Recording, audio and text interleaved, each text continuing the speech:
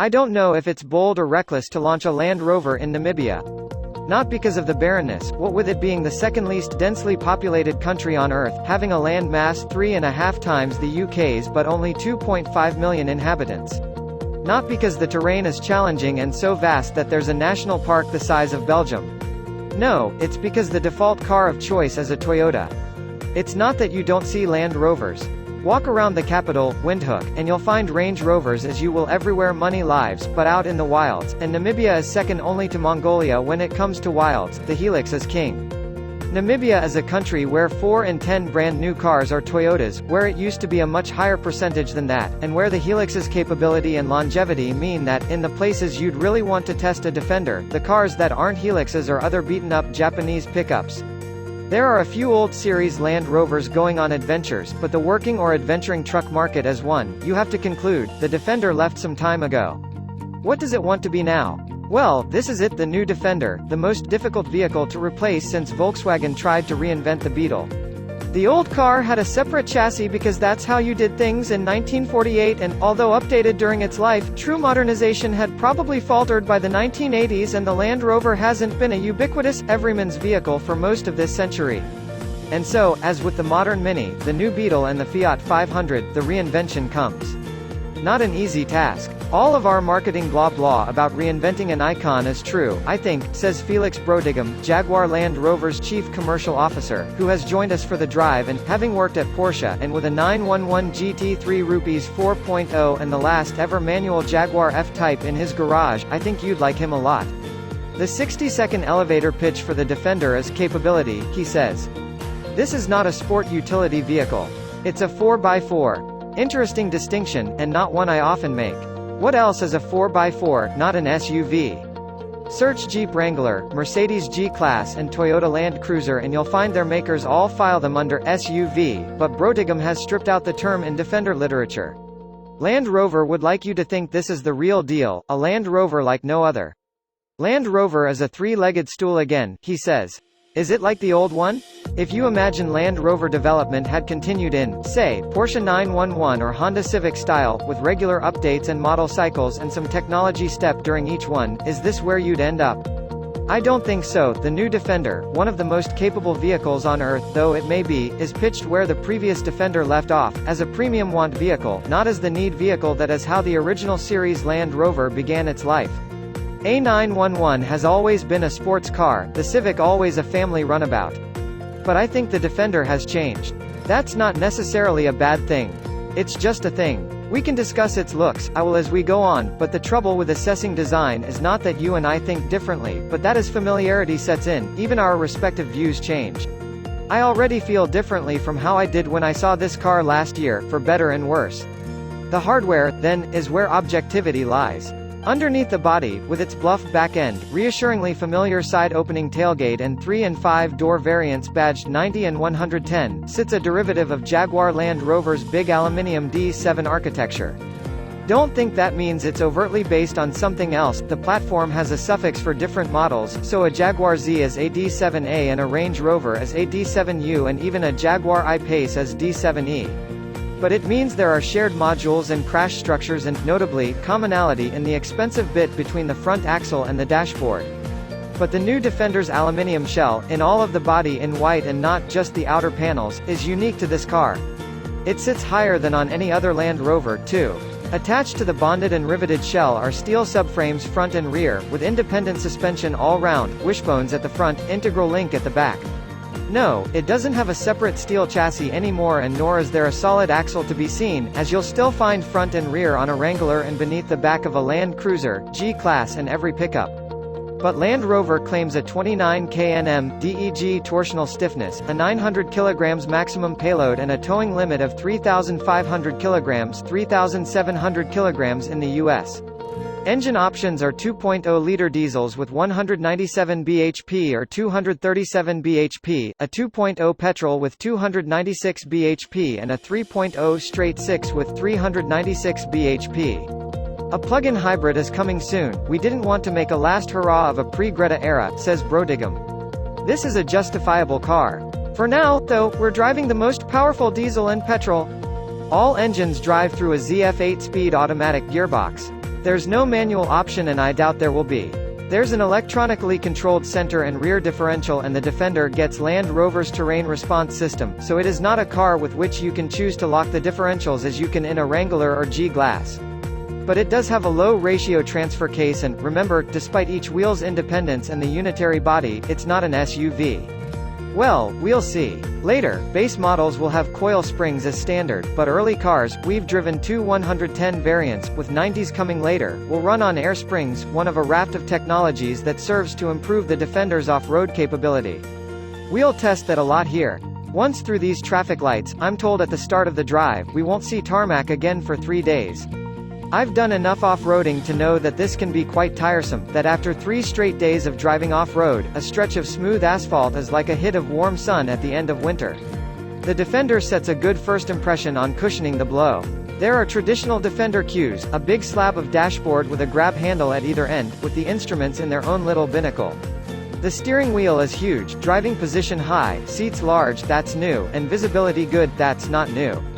You can see where the car ends, where its sides are, and the door mirrors are big, too. As well they might be, while the old Defender was as narrow as a Ford Fiesta and as long as a Ford Focus, this new model is 2,105 mm wide across its mirrors and 5,018 mm long, including the spare wheel, a luxury car footprint with Land Rover's longest wheelbase, at 3,022 mm. The 90 is half a meter shorter in both wheelbase and length. Interior materials feel good, albeit this is a higher spec car. There are some exposed structural elements and Torx head bolts to enhance the adventurous feel, although that's better achieved by the amount of storage space and charge outlets the Defender brings you, which, as you'll know if a lot of you are traveling for a long time, is what really matters. And there's a new infotainment system. Touchscreen, yes, but it's good. No, I mean it. For the first time in a Land Rover, it's genuinely quick, clear and confident. You can have 2 and a bit seats in the front, with a middle jump seat you'd use to get a lift home from the pub but for no longer than that.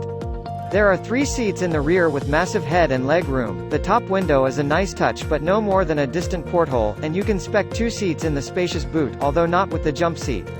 The boot, at 916 liters to 2,233 liters with the second row folded, is cavernous, and although you'd probably get a wider access hatch if the tailgate lifted, rather than swung sideways, remember it's a Defender. The control weights are not traditional Defender. They're light, positive, progressive and, as we mooch out into the countryside, it feels easy and laid back. I think that's important in a car that claims to be so capable. A Land Cruiser manages it in similar fashion. If you're going to spend a long time in one of these, in abnormal road conditions, you'll want a car that's ergonomically easy to rub along with. You can make a case on a car's various ultimate off-road credentials, and see the hard numbers, above left, but reducing fatigue counts. The ride feels easy, too, on big empty roads where it lopes along with plenty of breath in its lungs. The steering doesn't tell you much or self-center greatly but it's accurate and stability is good. A few caveats, we're largely on rough roads, a brief stretch on asphalt suggests the Defender is an engaging road drive too. The steering gains weight and response as forces build, the ride's composed, pliant, but with tight body control and well-contained roll. And we're on knobbly tires rather than more road-biased ones. Also, there's a roof rack and ladder and a bunch of kit on top of the car, which probably doesn't help dynamics, so I'm impressed that the Defender feels so sure-footed. The reason for the tires and the kit, of course, is the terrain. Namibia has all of it. In places, it's rocky, with oodles of small loose stones or big solid ones, but all able to snag a tire sidewall. And at times, it's sandy, dune-like or more solid or in a riverbed, which when we drive through is flooded with sufficient water to make for a tough wading test, with thick mud beneath. Bar slippery grass, which will be the standard UK test, Namibia has got everything. What I do like about the Defender's design is how it interacts with its surroundings. The drag coefficient is a reasonable CD 0.38, but there's still been the chance to leave little shelves around the lights that attract and trap dirt and dust. An old Defender does the same and it's something that would be annoying on a BMW 3 Series but works nicely here. How well the Defender's appearance will otherwise mature I don't know, but following one today, it's novel and largely avoids caricature. In essence, Land Rover admits it gives Discovery 4 owners a car to move on to, but in design terms, there are also shades of first-generation Freelander about its stance when you see it moving. The Defender is equal to whatever terrain we put its way. It's hard to say how much better or worse than the key rivals it is. Even when we do conduct back-to-back testing in the UK, we'll find muddy ground can change as we drive over it, making exact replication hard. But the raw numbers are strong, particularly with the suspension on its highest setting. And with the gearbox in low ratio, both the diesel but more so the petrol have decent urge.